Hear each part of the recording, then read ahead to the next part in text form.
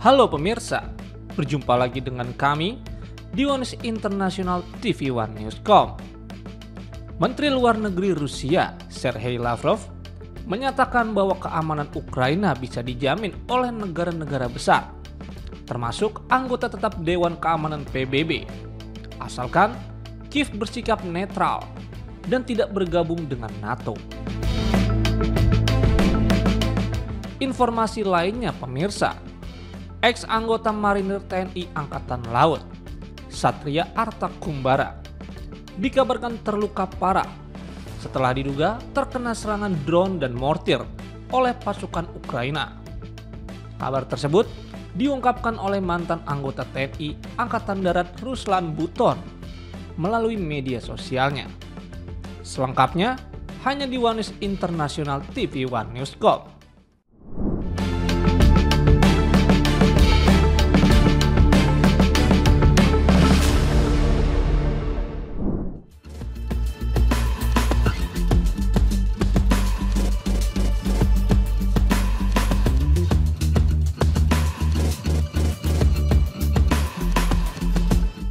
Presiden Ukraina Volodymyr Zelensky menghadiri forum pertahanan pada hari Minggu 24 Agustus bersama Perdana Menteri Kanada Mark Carney seiring upaya Kiev untuk memperdalam kerjasama pertahanan dengan negara-negara sekutu menjelang kemungkinan tercapainya kesepakatan damai dengan Rusia untuk mengakhiri perang.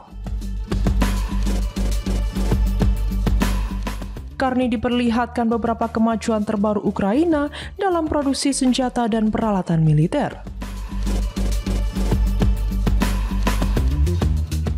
Pertemuan yang diadakan pada Hari Kemerdekaan Ukraina ini dihadiri oleh para menteri pertahanan dan pejabat senior dari sejumlah negara Eropa dan Kanada. Para peserta mewakili negara-negara termasuk Denmark, Swedia, Inggris, serta negara-negara Baltik. Dalam diskusi di forum tersebut, Zelensky menyampaikan rasa terima kasihnya kepada para pejabat yang berkunjung dan pemerintah masing-masing atas dukungan mereka kepada Ukraina sejak awal invasi Rusia pada tahun 2022. Menara Eiffel juga diterangi dengan warna biru dan kuning, warna bendera Ukraina pada hari Minggu 24 Agustus. Saat negara tersebut memperingati Hari Kemerdekaan, peringatan 34 tahun Ukraina memproklamasikan kemerdekaan dari Uni Soviet.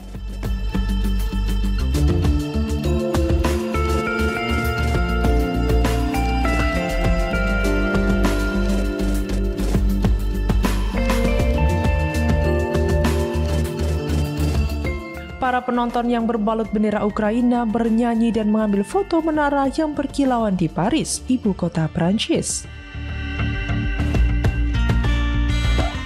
Ukraina menerima pesan dukungan untuk acara tersebut dari seluruh dunia, termasuk dari Presiden Prancis Emmanuel Macron dan para pemimpin Eropa lainnya, serta Raja Charles dari Inggris dan Presiden Tiongkok Xi Jinping. Pada hari Minggu, ratusan orang berbaris di Paris untuk memperingati Hari Kemerdekaan Ukraina, menyerukan agar negara itu mempertahankan otonominya dari Rusia jika terjadi kesepakatan damai. 3,5 tahun sejak invasi besar-besaran Rusia ke Ukraina, Presiden Amerika Serikat Donald Trump memimpin upaya perdamaian dan Ukraina bekerja sama dengan sekutu-sekutu Eropanya untuk merancang kerangka kerja potensial bagi jaminan keamanan pasca perang bagi Kiev yang juga telah dinyatakan terbuka oleh Trump.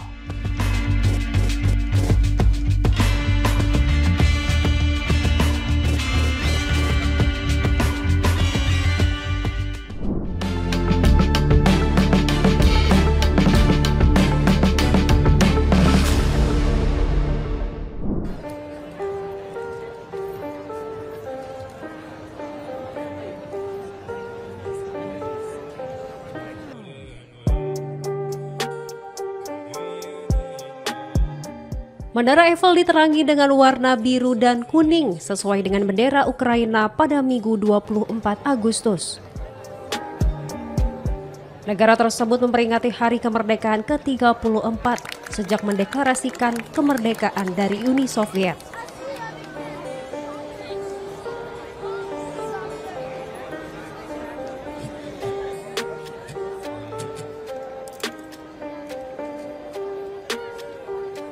Sejumlah penonton yang hadir mengenakan atribut bendera Ukraina.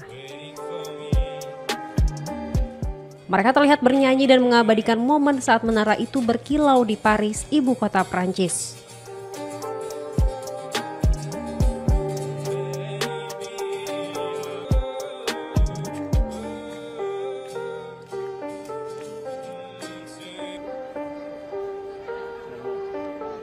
Dalam kesempatan itu, Ukraina juga menerima berbagai pesan dukungan dari seluruh dunia.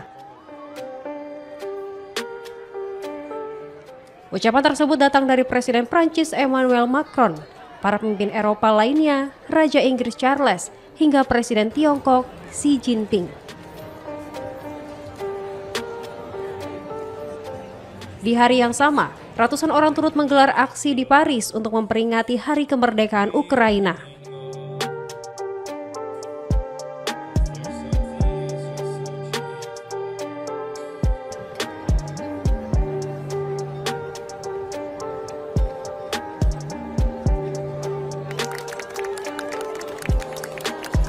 Mereka menyerukan pentingnya menjaga otonomi negara tersebut dari Rusia, terutama jika kelak terjadi kesepakatan damai.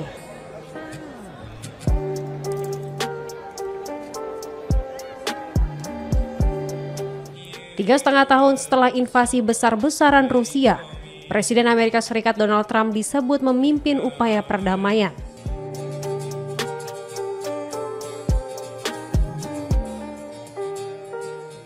Ukraina pun bekerja sama dengan sekutunya di Eropa untuk merancang kerangka kerja jaminan keamanan pasca perang bagi Kiev, sebagaimana telah dinyatakan terbuka oleh Trump.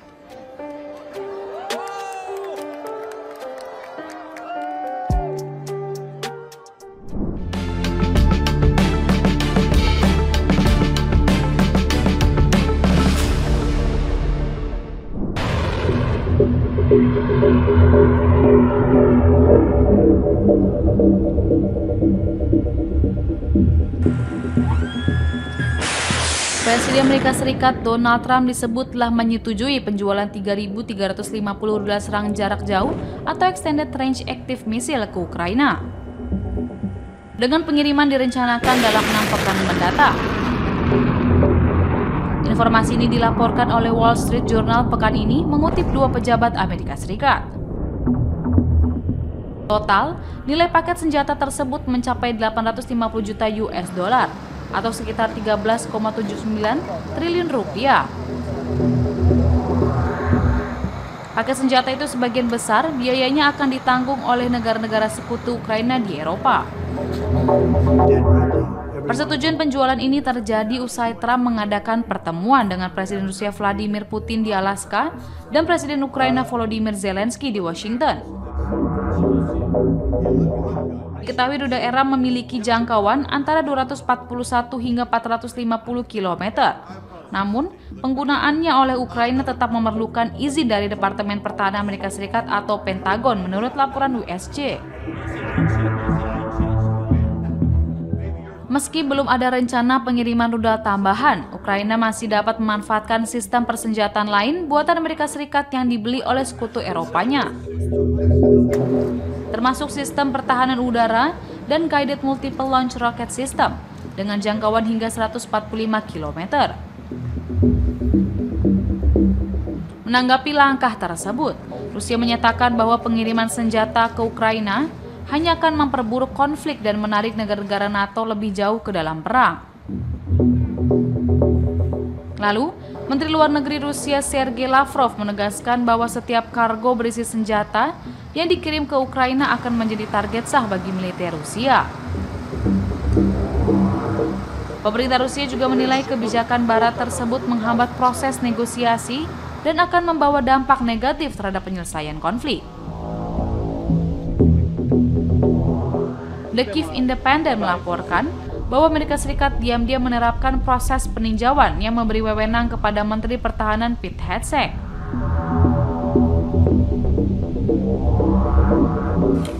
Untuk melarang serangan jarak jauh Ukraina di wilayah Rusia dengan rudal Amerika yang secara efektif memblokir serangan selama berbulan-bulan.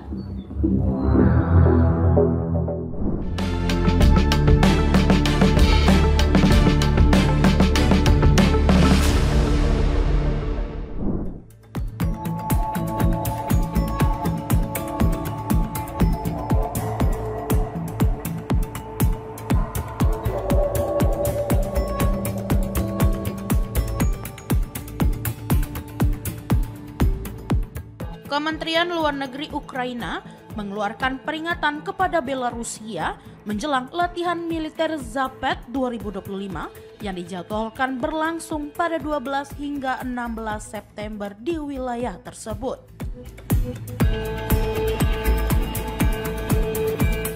Kiev menuduh Belarusia membantu Moskow sejak awal invasi pada 2022 dan meminta agar pasukan negara itu tidak melakukan provokasi di dekat garis perbatasan.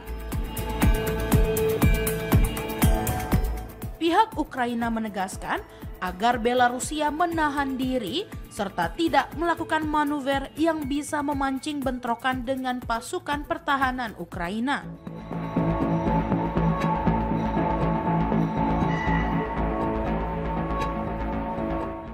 Meski Presiden Belarusia, Alexander Lukashenko, berulang kali menekankan bahwa negaranya tidak berniat menyerang Kiev, Ukraina tetap menyerukan kewaspadaan terhadap latihan bersama tersebut. Latihan Zapad 2025 disebut akan mencangkup operasi kontrasabotase, perang drone, intervensi elektronik, serta simulasi serangan.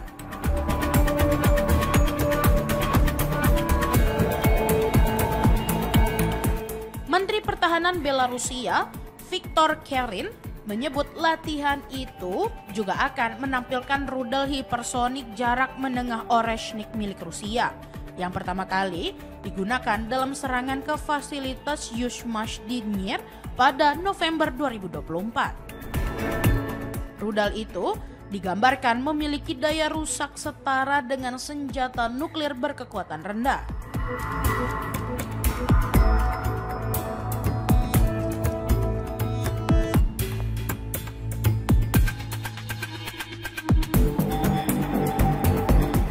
Kerin menilai kehadiran senjata tersebut penting untuk pencegah strategis, sekaligus menuduh NATO menggunakan latihan ini sebagai alasan untuk meningkatkan kehadiran militernya di kawasan, termasuk pengerahan puluhan ribu tentara Polandia di dekat perbatasan Belarusia.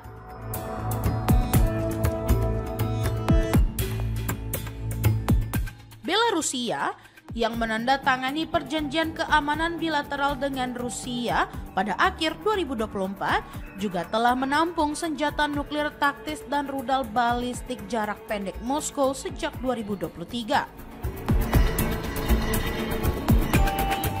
Lukashenko bahkan mendorong agar sistem rudal Oreshnik dapat segera ditempatkan di negaranya sebelum akhir 2025.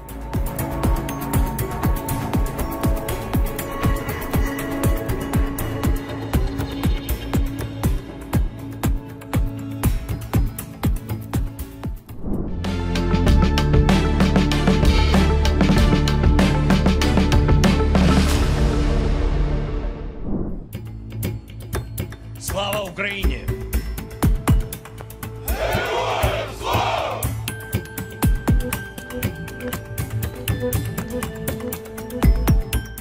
Presiden Ukraina Volodymyr Zelensky menegaskan tekad merebut kembali Crimea dan wilayah lain yang dikuasai Rusia, sekaligus menolak usulan Presiden Amerika Serikat Donald Trump agar Kiev memberi konsesi teritorial demi perdamaian. Dalam pidato Hari Kemerdekaan Ukraina pada Minggu 24 Agustus, Zelensky menekankan bahwa Crimea, Donetsk, Luhansk, Kherson, dan Zaporizhia tetap menjadi bagian sah negaranya. Ia menyebut pendudukan Rusia hanya bersifat sementara dan menegaskan seluruh wilayah itu pada akhirnya akan bersatu kembali dengan Ukraina.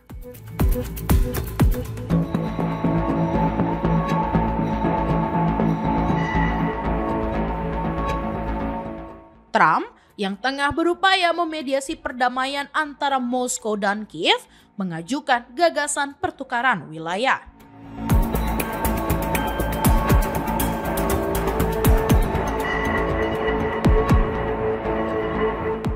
Namun, ia menilai mustahil bagi Ukraina mendapatkan kembali Crimea.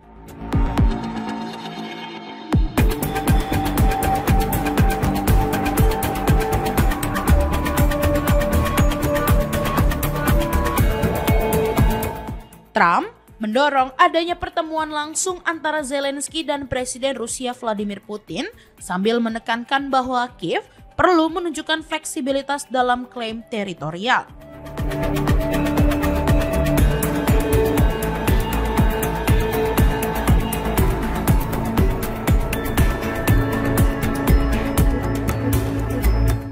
Putin tidak menutup kemungkinan bertemu Zelensky, tetapi meragukan legitimasi Presiden Ukraina karena masa jabatannya telah berakhir.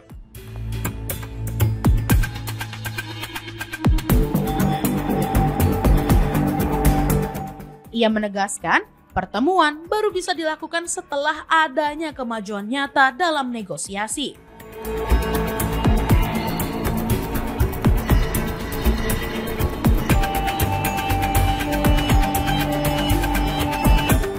Menteri Luar Negeri Rusia Sergei Lavrov menyatakan sejauh ini belum ada rencana pertemuan, meski peluang tetap terbuka jika agenda perundingan sudah jelas.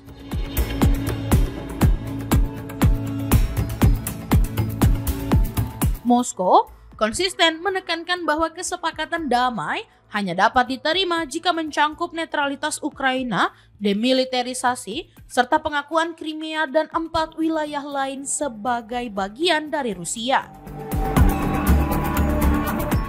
Sementara itu, Trump kembali mendesak Kiev untuk mencari penyelesaian politik dengan Moskow demi menghentikan konflik, yang ia sebut tidak masuk akal. Sedangkan Zelensky menegaskan Ukraina tidak akan menyerahkan wilayahnya.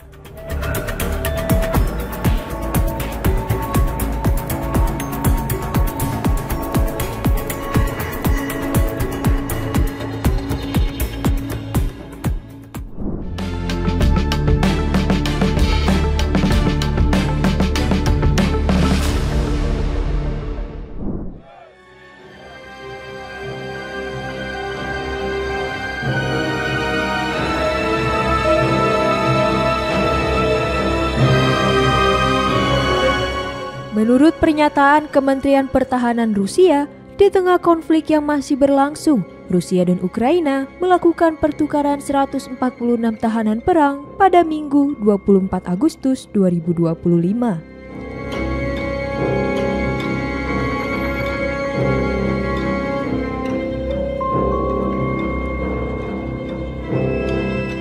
Dalam pertukaran ini, Ukraina mengembalikan 8 warga dari wilayah Kursk yang sempat direbut Ukraina dalam serangan mendadak pada Agustus 2024.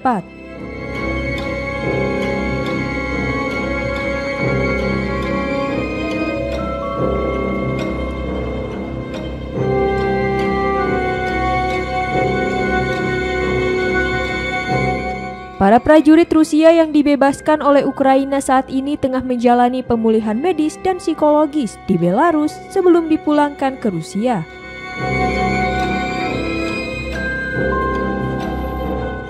Proses pertukaran ratusan tahanan perang ini dimediasi oleh pihak ketiga, yakni Uni Emirat Arab.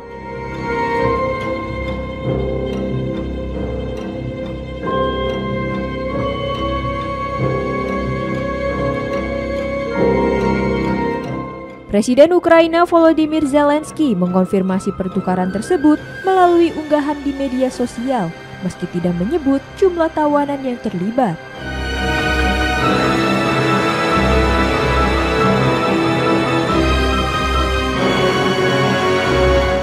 Pertukaran ini merupakan kelanjutan dari putaran ketiga pembicaraan damai antara kedua negara yang berlangsung di Istanbul pada Juli 2025.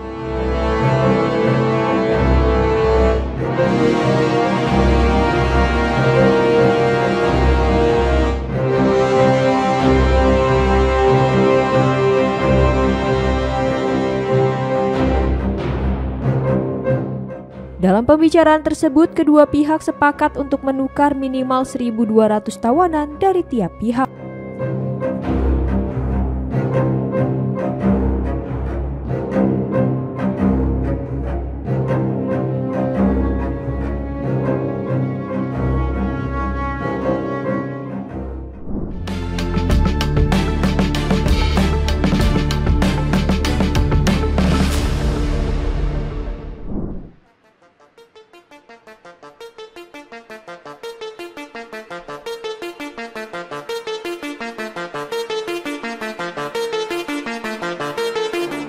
Menteri Luar Negeri Rusia Sergei Lavrov menyatakan bahwa sekelompok negara termasuk anggota tetap Dewan Keamanan PBB seharusnya menjadi penjamin keamanan Ukraina.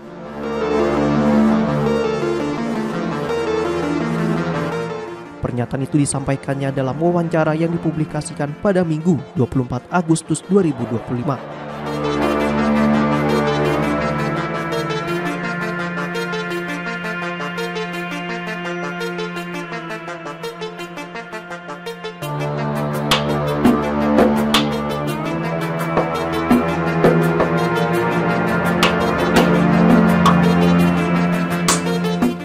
Pernyataan Lavrov muncul setelah laporan Reuters yang menyebut Presiden Vladimir Putin menuntut Ukraina menyerahkan seluruh wilayah Donbas.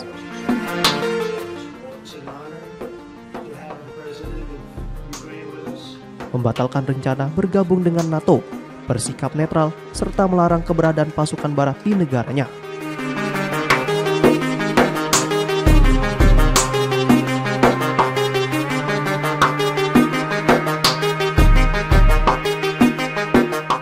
Kemudian Lavrov mengungkapkan bahwa isu jaminan keamanan Ukraina sebelumnya sempat dibahas Putin dengan Presiden Amerika Serikat Donald Trump. Dirinya juga menyinggung kembali pembicaraan yang gagal di Istanbul pada 2022 ketika Rusia dan Ukraina mendiskusikan netralitas permanen Ukraina dengan imbalan jaminan keamanan.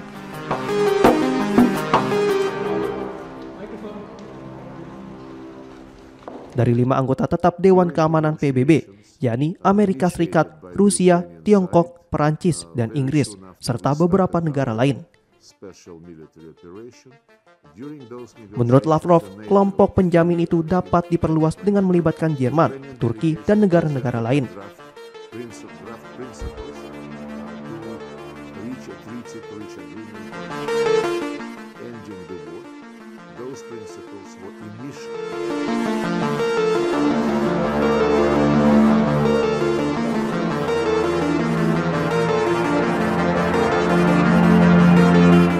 Negara-negara penjamin tersebut harus bersikap netral dan tidak bergabung dengan kelompok blok militer manapun.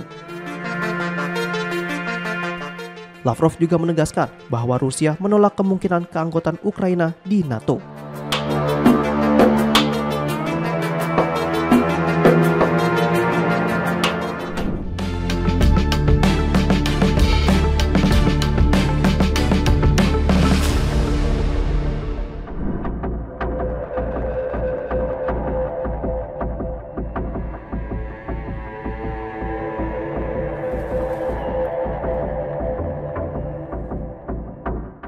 Ex-anggota Marinir TNI Angkatan Laut Satria Arta Kumbara dikabarkan terluka parah usai diduga terkena serangan drone dan mortir pasukan Ukraina.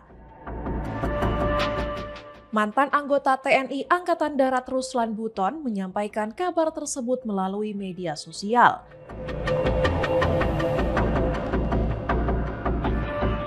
Ia menyebut Satria terkena serangan drone kamikaze disertai tembakan mortir yang bertubi-tubi hingga mengalami cedera serius di bagian kepala. Ruslan menyampaikan Satria kini tengah dievakuasi usai serangan tersebut.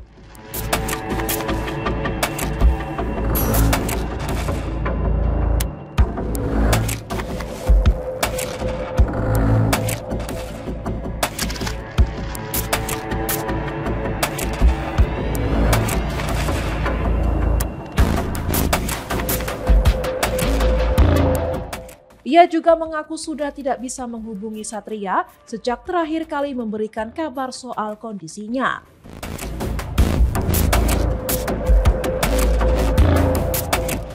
Ruslan menyampaikan permohonan doa kepada masyarakat Indonesia agar Satria selamat dan dapat kembali pulang ke tanah air. Ia mengaku mencoba melakukan panggilan video namun tak tersambung. Sementara pesan suara yang dikirim hanya centang 1. Dalam unggahannya, Ruslan berharap pemerintah Indonesia dapat memfasilitasi kepulangan Satria untuk kembali berkumpul dengan keluarga.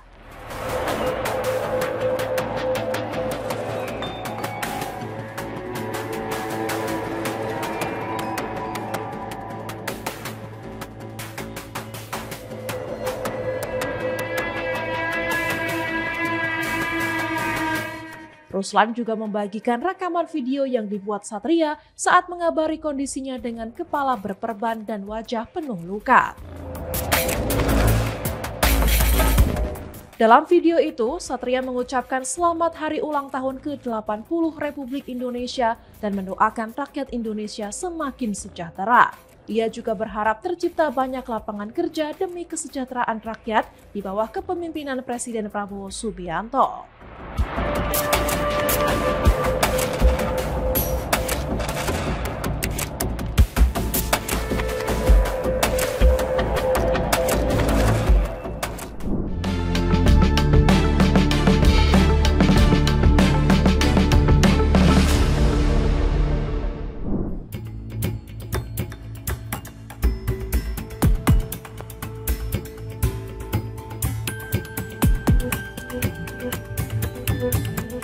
Pemimpin Korea Utara Kim Jong-un dilaporkan memantau langsung uji coba 2 jenis rudal pertahanan udara baru pada akhir pekan lalu.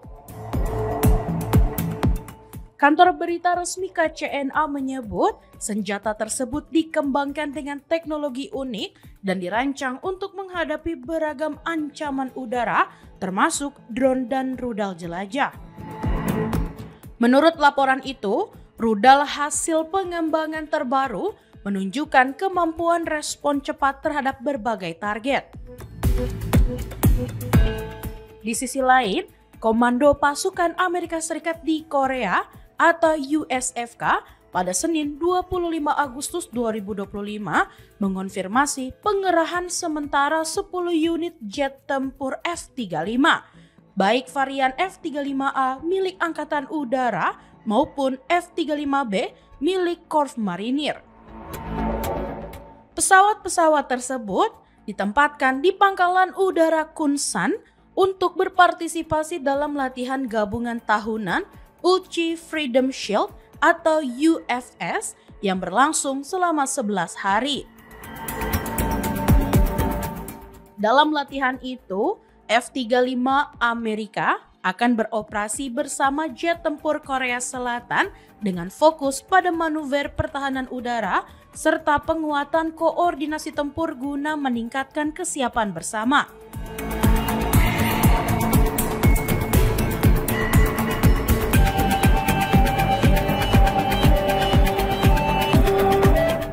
USFK menegaskan pengerahan tersebut merupakan langkah memperkuat postur pertahanan sekutu, terutama setelah sebagian baterai sistem Patriot Amerika Serikat dipindahkan ke Timur Tengah.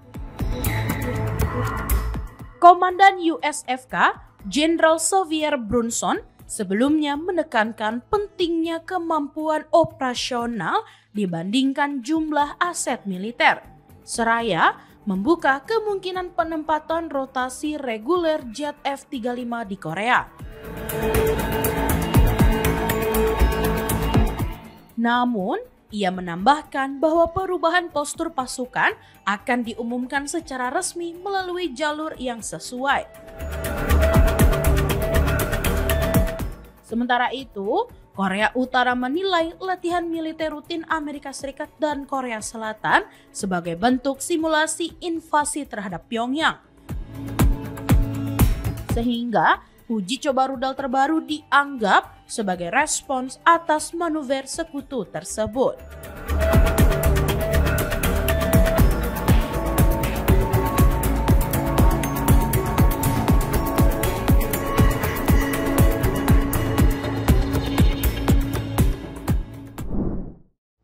Demikian informasi yang dapat kami sampaikan pemirsa.